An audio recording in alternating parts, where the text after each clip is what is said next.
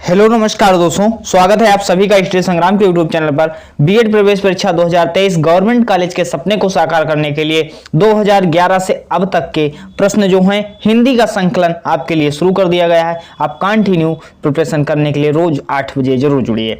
ये ऐसे वही प्रश्न हैं जो आपके एग्जाम में, जैसे आपके घर पे कोई मान लीजिए आप कुछ प्रोग्राम या कुछ करते हैं, तो आप कोई फंक्शन करते हैं तो उसमें क्या होता है, कुछ रिश्तेदार को बुलाते हैं, कंपलसरी है भाई, उनको बुलाना पड़ेगा। तो ऐसे इंपॉर्टेंट प्रश्नों को लिया है जो ये प्रश्न आपके एग्जाम में आएंगे, और हमने इन प्रश्नों को अपडेट भी किया। जो अब की बार 2022 में लेवल बढ़ा था, उस लेवल के अनुसार भी प्रश्नों को मैनेज करने का प्रयास किया है, ताकि आपके एग्जाम में प्रश्न देखने को मिलेंगे। यहां से आप देखिएगा, पहला ही प्रश्न आपकी स्क्रीन पर है। देखिए, भारत में ज्ञानपीठ पुरस्कार जीतने वाली प्रथम महिला आपको बताना है।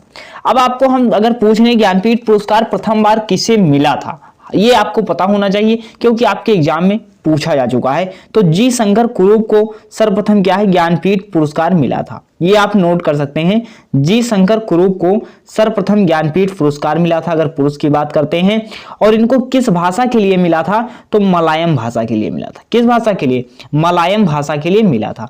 अब लेकिन प्रश्न आपका क्या पूछा गया था, ज्ञानपीठ पुरस्कार पाने वाली प्रथम महिला कौन थी। अब बताइएगा कौन सी आपकी प्रथम महिला हो जाएंगी। अब इसमें बताइए, तो आशा पूर्णा देवी आपका बिल्कुल सही हो जाएगा। कौन सा हो जाएगा, आशा पूर्णा देवी हो जाएगा। नेक्स्ट क्वेश्चन देखिएगा, सरस्वती पत्रिका के एसएसबी संपादक होते हैं कौन थे। सरस्वती पत्रिका के एसएसबी संपादक प्रेमचंद या महावीर प्रसाद या रामचंद्र शुक्ल या भारतेंदु, बताइएगा कौन हो जाएंगे। तो महावीर प्रसाद द्विवेदी हो जाएंगे। महावीर प्रसाद द्विवेदी कौन सरस्वती पत्रिका के एसएसबी संपादक हो जाते हैं। इंपॉर्टेंट टिक कर सकते हैं आप। नेक्स्ट क्वेश्चन देखिएगा, आपका भविष्य उज्जवल हो, अर्थ की दृष्टि से वाक्य का भेद कौन सा है।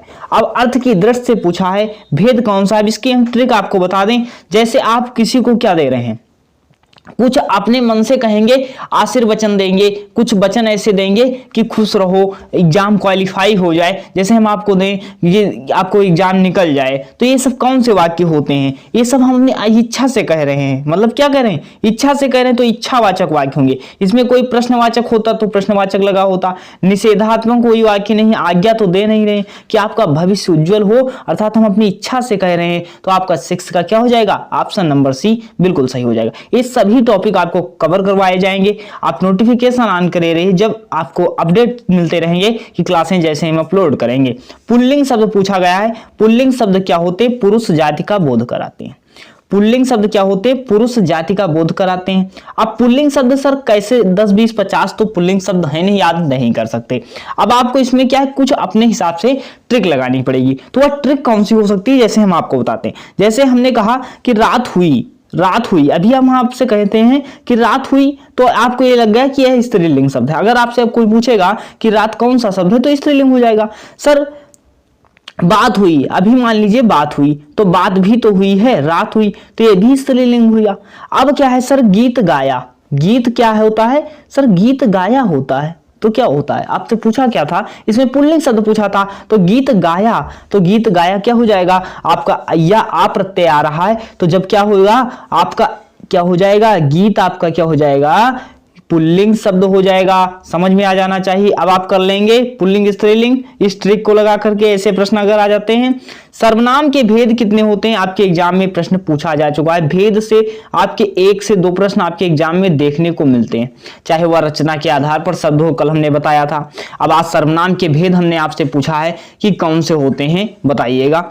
4 5 6 7 बताइए कौन से होते हैं। इन सबको हमने कंप्लीट करवा रखा, अगर आप देखना चाहें तो देख सकते हैं। सर्वनाम के भेद कितने होते हैं, 6 होते हैं। नेक्स्ट क्वेश्चन देखिएगा, किस वाक्य में गलत विशेषण प्रयुक्त हुआ है। विशेषण क्या होते हैं सर, जो विशेषता को बतलाते हैं। आप विशेषता को बतलाते हैं, जैसे क्या, राम अच्छा लड़का है, मोहन अच्छा लड़का है, तो मोहन की विशेषता क्या बता रहा है, अच्छा बता रहा है, तो ये क्या हो जाता है, विशेषण हो जाता है। लेकिन पूछा इसमें क्या है कि गलत विशेषण का प्रयोग हुआ है। कविता परिश्रमी युवती है, प्रबुद्ध जनों से हमारी अपेक्षा है, या सरकारी महिलाओं का अस्पताल है। इनमें से कोई नहीं। 10 का आंसर आपको देना है, कौन सा हो जाएगा, तो ऑप्शन नंबर सी जो लोग दे रहे हैं वह बिल्कुल सही हो जाएंगे। अब कैसे, सभी महिलाएं, क्या जितनी आपको महिलाएं मिल रही है सभी सरकारी थोड़ो, आप बताइएगा, क्या सभी महिलाएं जो आपको मिल रही हैं सरकारी हैं? जी नहीं, ये महिलाओं का सरकारी अस्पताल होता तब तो सही हो जाता, ये महिलाओं का सरकारी अस्पताल की बात करता तब तो सही हो जाता, लेकिन क्या है, इसने क्या कहा, ये सरकारी महिलाओं का अस्पताल है, तो ये गलत हो जाएगा। ठीक है, नेक्स्ट देखिएगा, आपके स्क्रीन पर क्वेश्चन है, मैं खाना खा चुका हूं, इस वाक्य में कौन सा भूतकालिक भेद है? अब भूतकालिक की बात की जा रही है, कौन सा भेद है, सामान्य भूत, पूर्ण भूत या आसन्न भूत या संदिग्ध भूत? 11 का आंसर आपको देना है, तो कौन हो जाएगा? तो पूर्ण भूत की बात की जा रही है, खाना खा चुका यानी कार्य पूर्ण हो चुका है, तो आपका पूर्ण भूत हो जाएगा। नेक्स्ट क्वेश्चन देखिएगा आपके स्क्रीन पर, यड़ संधि का संबंध किससे है? संधि के भेद कितने होते हैं? तो प्रश्न यहां से आप याद कर लीजिएगा, एग्जाम में पूछा जाता है। संधि के भेद अगर हम आपसे पूछते हैं तो क्या बताओगे? संधि के भेद सर 3 होते हैं। अगर हम पूछ लें सर स्वर संधि के भेद कितने होते हैं, तो आप क्या बताओगे? स्वर संधि के भेद 5 होते हैं। संधि के भेद 3 होते हैं, स्वर संधि के भेद 5 होते हैं, नोट कर लेना, एग्जाम में पूछा जाएगा। अब यहां से पूछा जाएगा यण संधि का संबंध किस संधि से होता है? स्वर संधि हमने बताई सर 5 प्रकार की होती हैं, जिसमें आपकी एक यण स्वर संधि होती है, तो आपका 11 का ए आपका बिल्कुल सही हो जाएगा। नेक्स्ट देखिएगा, यण संधि का संबंध किस संधि से पूछा गया था? तो ये आपका ऑप्शन नंबर ए स्वर संधि से हो जाएगा। नेक्स्ट देखिएगा, महाजन शब्द में समास क्या है? महाजन शब्द में समास पूछा गया है। समास आपसे पूछा गया था प्रकार कितने होते हैं, तो समास के 6 प्रकार होते हैं।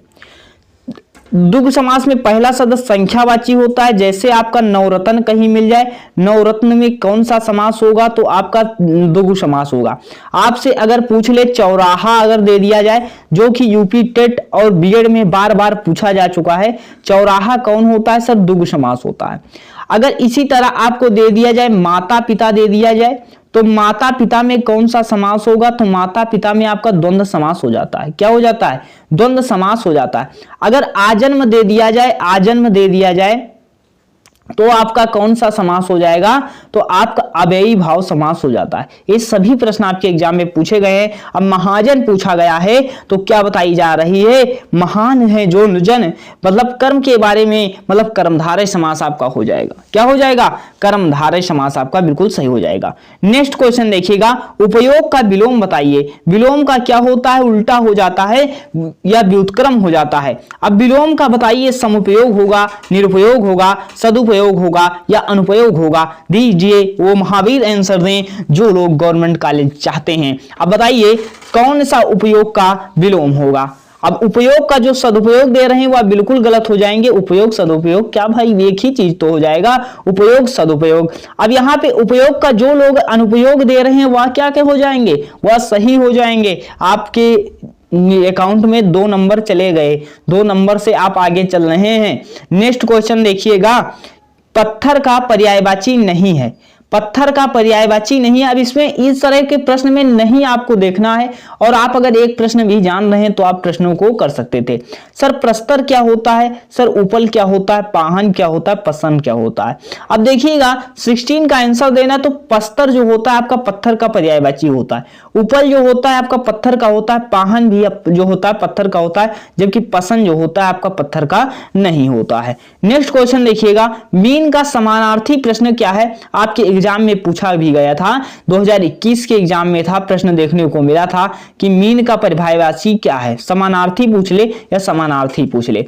अब देखिएगा झक होगा या सिलीमुख होगा या अली होगा या सटपद होगा। 17 का आंसर आपको देना है, क्या हो जाएगा बताइएगा? 17 का आंसर दीजिए, तो क्या हो जाएगा? झस हो जाएगा, झक हो जाएगा। या मीन को क्या कहते हैं? मछली भी कहीं मिल सकता है। अगर मछली मिल जाए या झक मिल जाए तब भी आपका सही होगा। आपके एग्जाम में पूछा गया था, अब आपको हम बता देते हैं आपके एग्जाम में क्या क्या पूछा गया। अली पूछा गया था, भौरा, अली पूछा गया था, भौरा हो जाता है। सटपद भी भौरा होता है, सिलीमुख भी भौरा होता है। तो आपके भौरा का अगर पर्यायवाची पूछ लिया जाए या समानार्थी पूछ लिया जाए तो आपके तीनों हो जाते हैं, सिलीमुख, सटपद और अली हो जाते हैं भौरा के। और जबकि झक आपका मीन पूछ ले तो क्या मछली के होते हैं। नेक्स्ट देखिएगा, आपकी स्क्रीन का क्वेश्चन है, कलाई खुलना मुहावरे का सही अर्थ आपको बताना है। कलाई खुलना मुहावरे का अर्थ रंग उतर जाना, सच्चाई का पता लगाना, भेद प्रकट करना या चमक गायब हो जाना। 18 का आंसर दीजिएगा। तो कलई खुलना का अर्थ हो जाएगा भेद प्रकट करना, यानी सारे राज खुल गए, सारे भेद प्रकट हो गए। नेक्स्ट क्वेश्चन आपकी स्क्रीन पर है, तत्सम शब्द कौन सा है? तत्सम दृष्टि से शुद्ध शब्द आपको बताना है।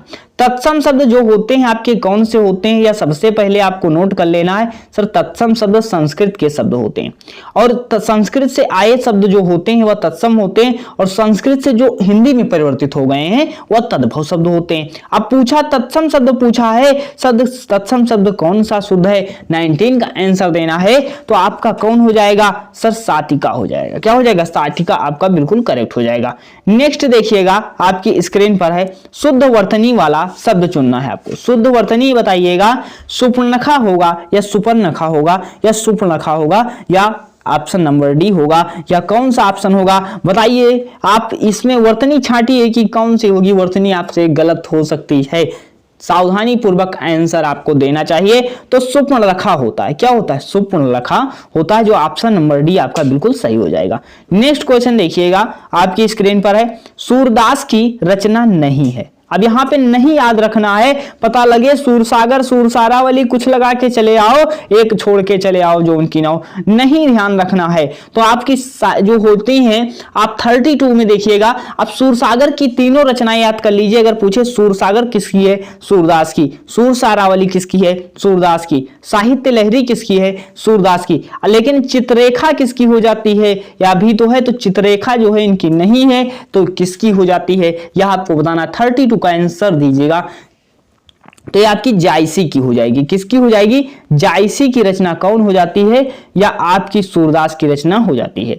नेक्स्ट क्वेश्चन देखिएगा आपकी स्क्रीन पर है, बिल्ली को पहले ही दिन मारना चाहिए। इसका उदाहरण बताइए क्या होगा, इसका अर्थ क्या होगा? बिल्ली को पहले दिन मारना चाहिए, भय का शमन शुरू में कर देना चाहिए, या दुश्मन पहले वार कर देना चाहिए, रौ पहले दिन ही पड़ता है फिर नहीं, बुरा समय आते ही सचेत रह जाना चाहिए। अब देखिएगा बिल्ली को पहले दिन मारने का यहां पर सेंस आप समझ ही चुके होंगे। क्या होगा कि भय का शमन जो है शुरू में ही कर देना चाहिए, ताकि वह भयावह परिणाम न ले सके। सहोदरा निम्नलिखित में से किसका पर्यायवाची? पर्यायवाची का अर्थ क्या होता है? अभी आपने देखा ही, समानार्थी होता है। क्या होता है? समानार्थी हो जाता है पर्यायवाची का अर्थ। तो अभी इसमें बताना है सहोदरा जो है, या सहोदर भी मिल सकता है आपको। सहोदरा क्या हो जाएगा? सहोदर मान सकते हैं, सहोदर कर सकते हैं, सहोदरा कुछ भी मिल जाए, इसमें प्रिंट हो जाएगा। सहोदरा भी आता है एग्जाम में। तो अब इसका पर्यायवाची बताइएगा कौन सा हो जाएगा? 36 का तो बहिन हो जाएगा। क्या हो जाएगा? बहिन आपका बिल्कुल सही हो जाएगा। नेक्स्ट देखिएगा अनभिज्ञ। अनभिज्ञ शब्द का विलोम क्या होगा? आपके बीएड एंट्रेंस एग्जाम में बार बार पूछा जा चुका है कि अनभिज्ञ का शब्द का विलोम आप बताइएगा। 37 का आंसर दीजिएगा तो अभिज्ञ हो जाएगा। क्या हो जाएगा? अभिज्ञ का विलोम क्या हो जाएगा? अनभिज्ञ हो जाएगा। नेक्स्ट क्वेश्चन देखिएगा, सखी धन आगमन संख्यागमन हुआ। सखी धन आगमन संख्यागमन शब्द बना किस संधि का उदाहरण है? ये बीएड 2023 का लेवल है। क्या हो जाएगा? ये बीएड 2023 का लेवल है। अब देखिए सखी धन आगमन संख्यागमन किस संधि का उदाहरण है? दीर्घ संधि का, गुण संधि का, वृद्धि संधि का। अगर आपने संधि की क्लास हमारी नहीं देखी है तो आप देख लीजिए, आप कंप्लीट कर लीजिए, वहां से आपके सारे प्रश्न हो जाएंगे। संधि की आपको मिल जाएगी, प्लेलिस्ट में चेक कर लीजिए। अब सखी धन आगमन जो है, अब बीच में अगर या मिल जाए, रा मिल जाए, वा मिल जाए, उसके पहले आधा व्यंजन मिल जाए कोई, तो आपको आंख बंद करके क्या लगा देना है? यण स्वर संधि लगा देना। क्या लगाओगे? यण स्वर संधि लगाओगे। तो इसमें देखिए या मिल रहा है, उसके पहले आधा व्यंजन मिल रहा है, तो यण स्वर संधि आपका सही हो जाएगा।